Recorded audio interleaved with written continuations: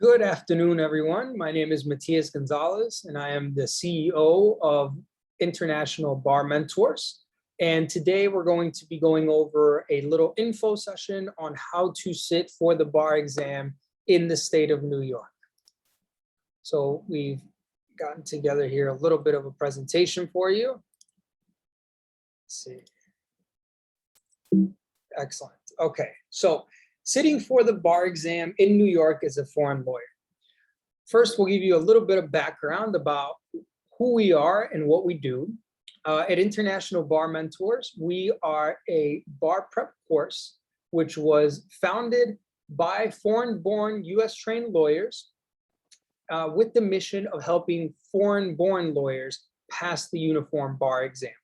So what we offer is a live 10-week course on Zoom. So it's accessible all over the world by students, as long as you can log in during the time that the course is offered.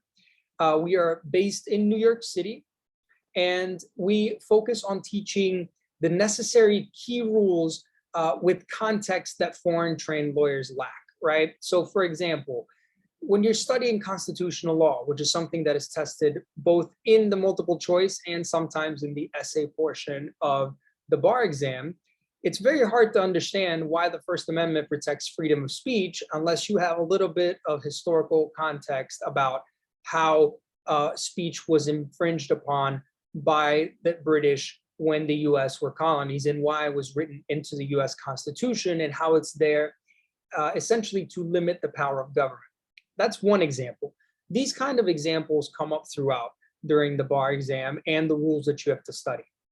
So I spent hundreds of hours tutoring foreign trained lawyers, and I kept noticing that they would struggle with the same concepts, right?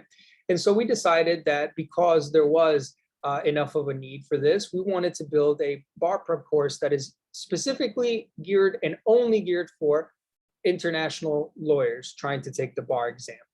Now, things that we focus on, because as I tell all my students, my only purpose is to get you licensed, and then after that, my hope is that I'll just see you in court one day where my client is suing your client or vice versa, and we're just going to settle it because we know each other, right?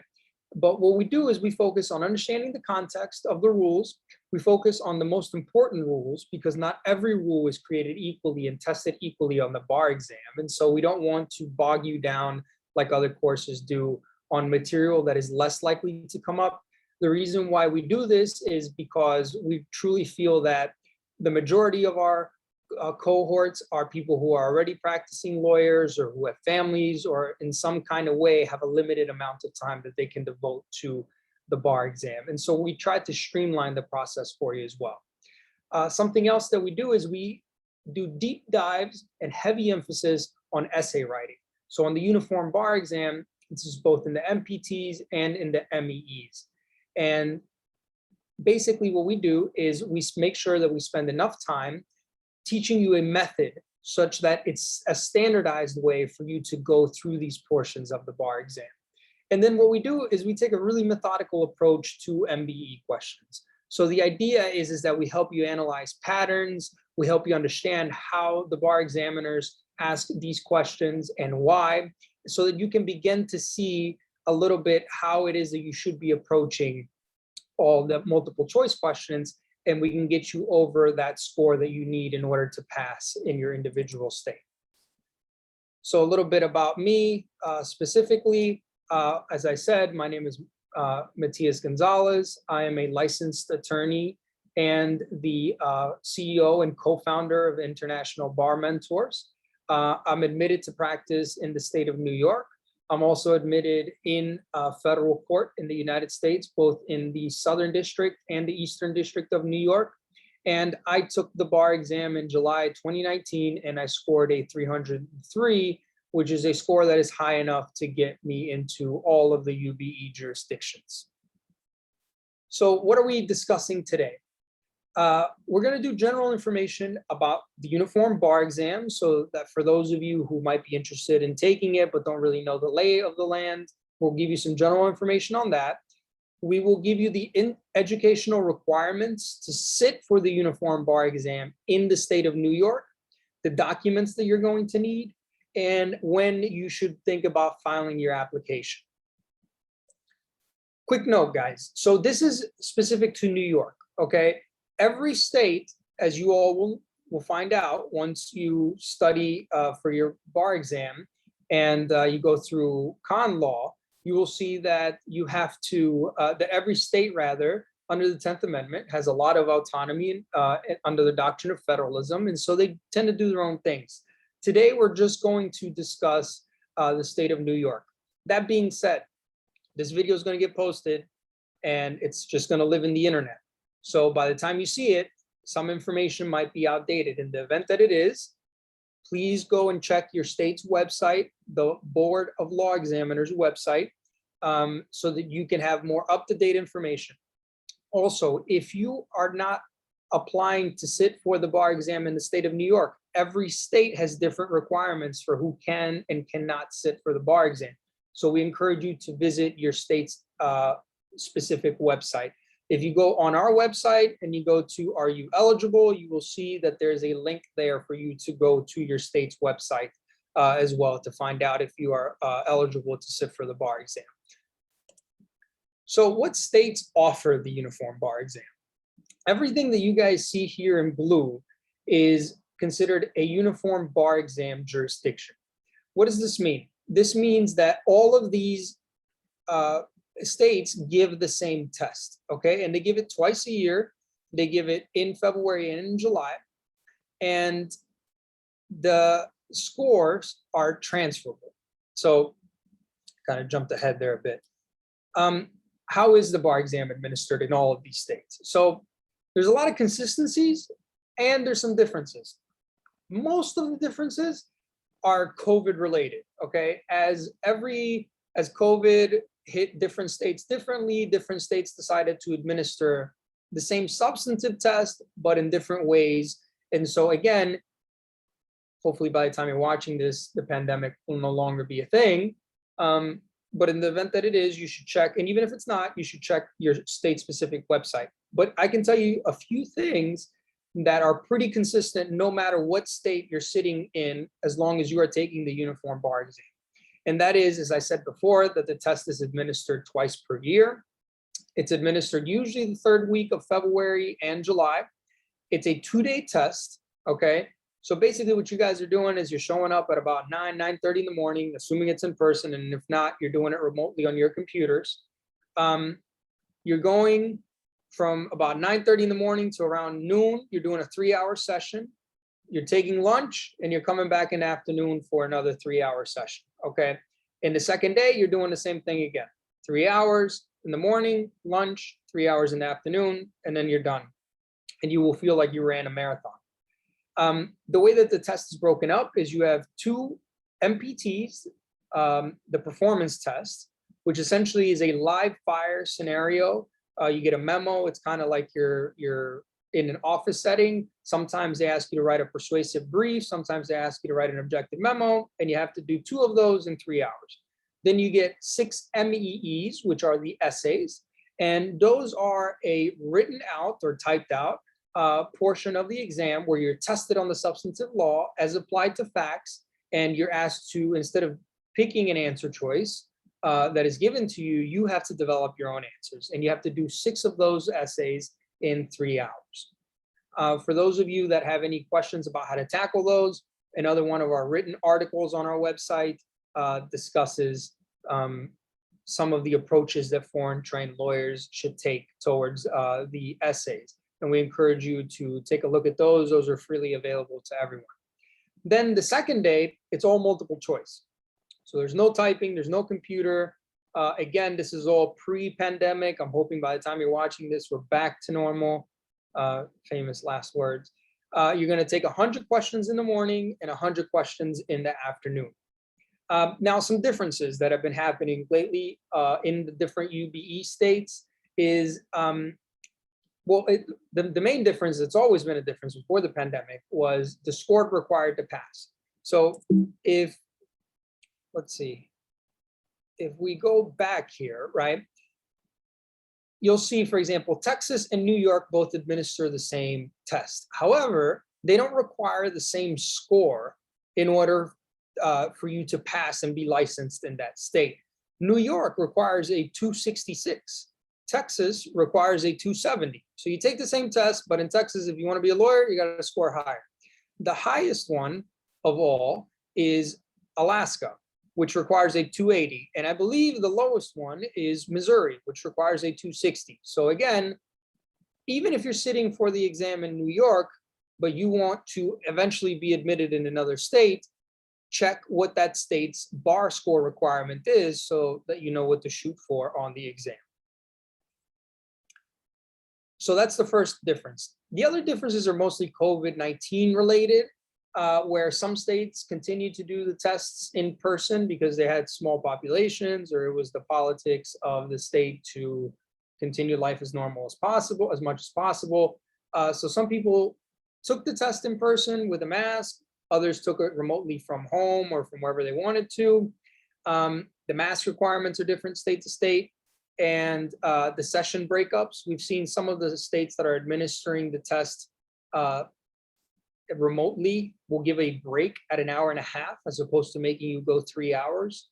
And so those are the main differences. Again, can't stress this enough. Check your state's Board of Law Examiners page for specific details. Usually once you know you're sitting for the bar exam, they will send you information on those details, okay? So as I said before, you can sit for the uniform bar exam in New York, and then you can take your score to another state that also accepts the uniform bar exam, okay? This is called transferring your score. You can transfer your score to any other uniform bar exam jurisdiction. That means you don't have to take the test again. Again, check the state to see how long that score is good for. Sometimes there's limitations. A lot of times there's not if you're already admitted in another state, as long as your score is good enough, okay? But so that's one thing. The next thing is make sure that you have a passing score for that jurisdiction, because as I said before, you might have passed in New York, but you might not have passed in Texas or in Alaska, okay? And remember that even though you can transfer your score, you're still going to be subject to the admission requirements of that state. And every state is a little different in what they require for admission beyond only the bar exam score. So always make sure to check that. So today, as I said before, we're only going to discuss the state of New York and what you need in order to sit for the uniform bar exam in this state. So the eligibility requirements are essentially 4. You have to have a qualifying degree, you have to have proper accreditation, you have to have a durational equivalence and a substantial equivalence. So what we're going to do now is we're going to go into detail of what each of those means. And by the way, if you like the way we break some of these things down, where we give it to you simple, then we break it down, then we recap it at the end, this is how we teach our courses. The idea is to convey information in a way such that it is understandable and it is useful for what it is that you're going to need it for. So the first thing is you have to have a qualifying degree. This might seem pretty straightforward, but it's worth mentioning. You have to have a law degree from another country. It cannot be a notarial, pardon me, I don't even know how to say that word, notarial, right? Notarial, maybe, I don't know. If anybody else has a different way of saying it, I'm more than open to amendments. Degree or certificate program is not enough, okay? It has to be a law degree. So that means that in your native country, you have to be recognized as a lawyer, okay? However that is recognized in your respective country. So you have to have that. Without that, can't sit for it. The bar exam in the state of New York and in a lot of other uniform bar exam states, if not all. Next is the accreditation. So the accreditation means that the law school or the qualifying degree that you received has to be from a school that is accredited by the government of that country, right? So I guess the American example of that is you have law schools that are ABA, American Bar Association accredited, and then you have others that are not. Some are regionally accredited, some are not accredited at all, right? These do exist because people do pursue alternative avenues into the legal industry. However, if you want to sit for the bar exam and you are applying as a foreign trained lawyer, the law school or school where you learned or earned your degree, your qualifying degree, must be accredited by the government of the country where the school is. Okay, they must be qualified and approved. So might seem pretty straightforward, but it is something that it is also required. Next is the durational equivalence. I keep moving my little square around so that I'm not covering any important information. Seeing me is not particularly important. Next is the durational equivalence. Okay, so you have to have successfully completed the legal program that is of the same length as the Juris Doctor program offered by an ABA, again, American Bar Association accredited school in the United States. Typically, those are 3-year programs here in the United States. There's some law schools that offer 2-year programs, but you have to study year-round. So you're essentially getting 3 years worth of schooling done in 2 because you're not taking summer breaks or even winter breaks in some programs. But generally speaking, it's about 3 years. So whatever degree you have has to have the durational equivalence of the American law Juris Doctor degree, which is conferred in American Bar Association accredited law schools in the United States. Next is the substantial equivalence. So that means that the program that you completed has to be a substantial equivalent of the common law education that is taught here in the United States by ABA approved law schools. Okay, what does that mean? Essentially, that's a very, very big way of saying you have to have studied under British common law system. Okay, the reason why is because once upon a time we were owned by the British, and so our whole legal system is based on the British method, the Anglo-Saxon common law method. And so you have to, in order to sit for the bar exam, the law degree that you obtained has to be from a common law, from a country that teaches common law, okay? English common law more specifically, because there's other kinds like Hebrew common law, Sharia common law, etc. But this has to be English common law. So that means it's actually rounded down to a few select countries. And it's the United Kingdom, obviously, they came up with it, Canada, Australia, New Zealand, Nigeria, and Israel. If you guys see a commonality amongst the majority of these countries, I will leave it to you as to why that is, but that is what you have to have, okay? Your degree has to have been taught in a common law education method, the same or substantially equivalent to an ABA approved law school. Now, that's literally 1, 2, 3, 4, 5, 6 countries in the world. That would leave a lot of people out, right? So, but I'm sure everybody knows, well, but my friend, he studied law in Argentina, he studied law in the UAE, he studied law somewhere else, and they became a lawyer in the state of New York. How was it that they were able to do that? Well, if you went to law school in a country that teaches civil law and not English common law, you can still take the bar exam, but they will require an additional step, which they call curing a deficiency, as if going through the process of learning civil law in any other country is a deficiency, right? It's not, it's usually harder law to learn, but this is the legal jargon that they're using. But what they mean is how do you satisfy one of the 4 that is not met? And the 2 that you can satisfy is the 3rd or the 4th, the substantial equivalence or the durational equivalence, okay? What you can do is you can do what's called a Master of Law, an LLM degree at an ABA accredited law school in the United States, okay? So it's typically the LLM programs are a year. They usually can be like specialized or they're general, right? Different law schools focus on teaching these. They know that they have a foreign lawyer market because a lot of people are trying to take this 1-year program so that they can become eligible to sit for the bar exam as opposed to going through 3 years of law school. And so this is an alternative, right? So let's say you are from Venezuela and you have met all of the requirements except Venezuela does civil law, like basically I believe every country every country in South America. Well, then you don't meet the fourth requirement, right? Which is the substantial equivalence here, because you're not from one of these countries that teaches common law law. So what you can do is you take a 1-year LLM degree. I don't know if they offer them remote. I would imagine there's probably some school that offers them remote, especially in the age of everything going remote. But if not, you have to take it here in the United States.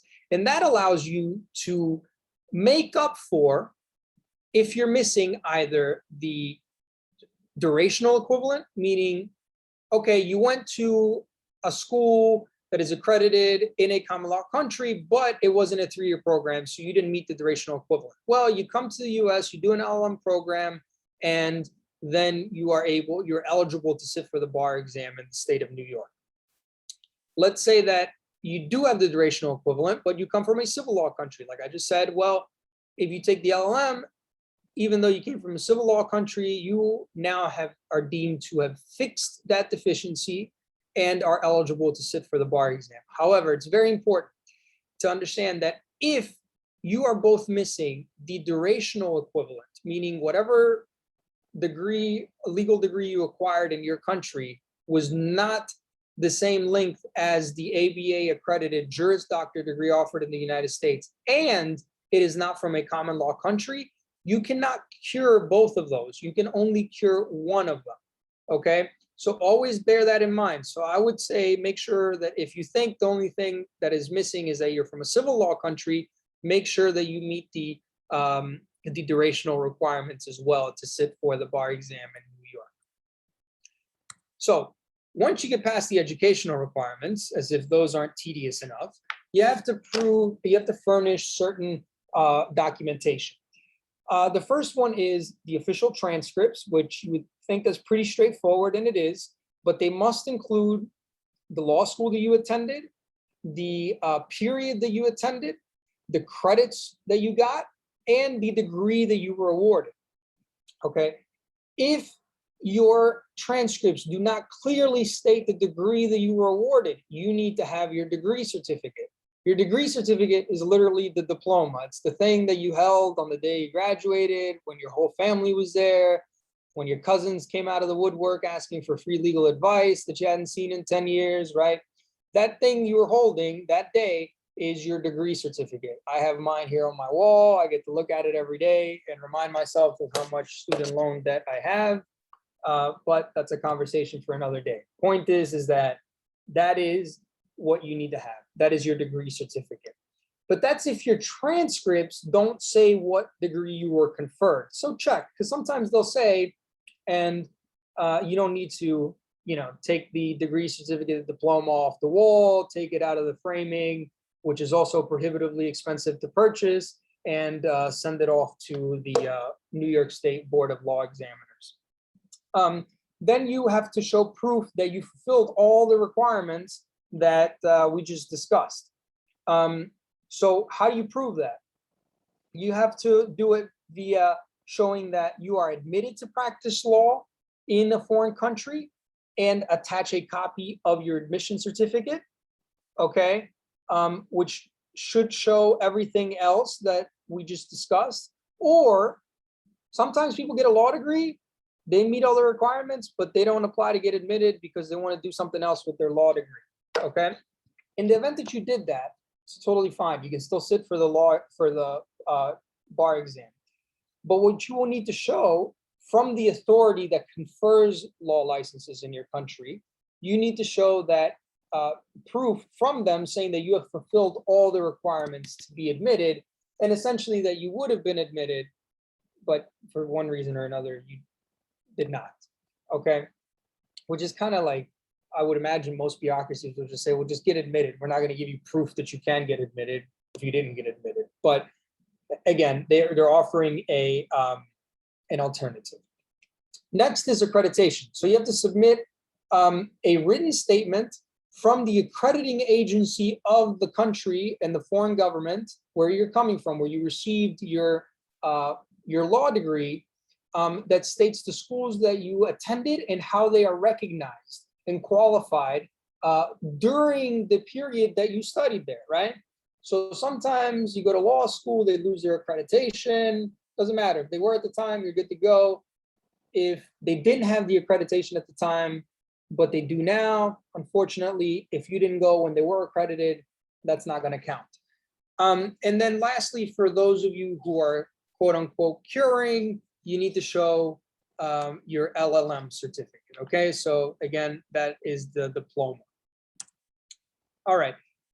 Next, you would think this is pretty straightforward, but it's not. Timing your application. New York requires that you submit it 6 months before the date that you want to sit for the bar exam. So if you want to sit in February, you have to submit by August, right, or late July. If you want to sit in July, you got to submit by January. However, this is the mandatory date. The recommended is 12 months. And the reason why it's recommended is because you're going to file the paperwork, something's going to be missing, you're going to have to go back and get it. A lot of times, foreign lawyers are already living in the United States, so getting paperwork from another country is not easy. That's where the cousin who wanted free legal advice comes in handy again, right? You send him to go get your paperwork again. But the recommended is 12 months. Our recommendation is give yourselves time to navigate the bureaucracy. It is difficult enough to do so in our own native countries, and it's just as hard to do so here in the US. So give yourself time, because the quicker you know you're sitting for the bar exam, they'll send you an email saying that you have been approved and you are eligible to sit for the bar exam. The quicker you can just focus on studying, okay? So that's our timing. Here's a few more resources. Obviously, you guys aren't going to copy these from the video. They're on the article on our website. So internationalbarmentors.com. The majority of what I've said, I've transcribed for you guys so that it's written in case I talk fast. You guys don't want to stop to take notes. I've listed these websites, okay? These are good resources so that you can get more familiar on how to find out if you're eligible to take the uniform bar exam. So a recap, you got to take the uniform bar exam before you are able to get licensed in the state of New York and in other uniform bar exam jurisdictions. In order for you to be able to sit for the bar exam, there's requirements. Some are educational, some are documents, and some is timing. The most important things are the educational requirements. Qualifying degree, accreditation, durational equivalence, substantial equivalence, and curing the exception with an LLM in the event that you do not meet items 3 or 4 on that list. Okay, so that concludes our little info session on how to sit for the bar exam in the state of New York. I encourage you guys to reach out to me if you have any questions about our course and what we offer. As I said, this is personal to us. Both myself as the CEO and our co-founder, Hina Naveed, we're both foreign-born US-trained lawyers. We immigrated to this country. We know what it's like to pursue the American dream in the legal industry, and we are committed to helping you all get to that point in your lives, such as we did. So to that end, send us an email if you want at info@internationalbarmentors.com. You can email me directly. I'm pretty responsive. Matthias@internationalbarmentors.com. And if you just want some more information on who we are, what we do, go take a look at our website. It's internationalbarmentors.com. And if you go to our website, you will see that you can join our emailing list. And whether or not you become one of our students and someone who we are going to help along on this journey or not, if you join our emailing list, we'll send you bar tips, okay, for the bar exam. Anyway, so that's a good enough reason, in my opinion. I think any and all help is handy when you are trying to reach your goal of passing the bar exam. So again, any questions that you guys have, reach out. We're here for you.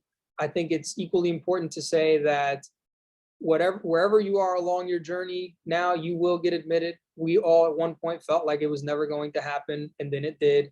So keep on keeping on. And if you need any assistance from us, we are here and we're happy to help you. And we wish you Godspeed and the best of luck. Take care, guys. Have a good afternoon.